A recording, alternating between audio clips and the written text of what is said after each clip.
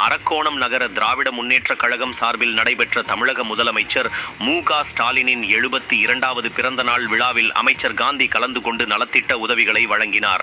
அரக்கோணம் நகர திராவிட முன்னேற்றக் கழகம் சார்பில் தமிழக முதலமைச்சர் மு.க.ஸ்டாலினின் 72வது பிறந்த நாள் விழா சுவால்பேட்டை பிள்ளையார் கோயில் அருகில் வெகு விமர்சையாக கொண்டாடப்பட்டது. நிகழ்ச்சிக்கு நகர செயலாளர் வி.எல். ஜோதி தலைமை தாங்கினார். தலைமைச் செயற்குழு உறுப்பினர் கண்ணையன், முன்னாள் மாவட்ட துணை செயலாளர் ராஜ்குமார், நகர துணை செயலாளர் தமிழ்வாணன், நகரமன்ற தலைவர் லட்சுமிபாரி ஆகியோர் முன்னிலை வகித்தனர்.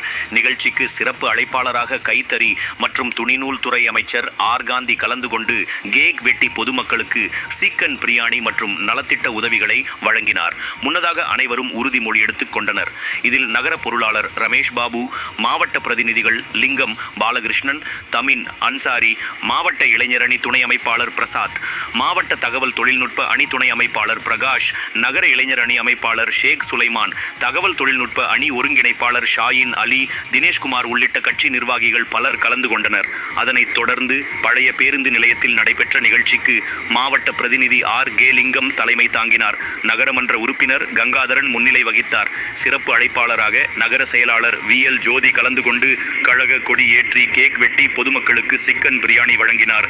மேலும் 36 வார்டுகளிலும் மு.க.ஸ்டாலின் பிறந்த நாள் விழா கழக கொடியேற்றி இனிப்பு மற்றும் அன்னதானம் வழங்கப்பட்டது.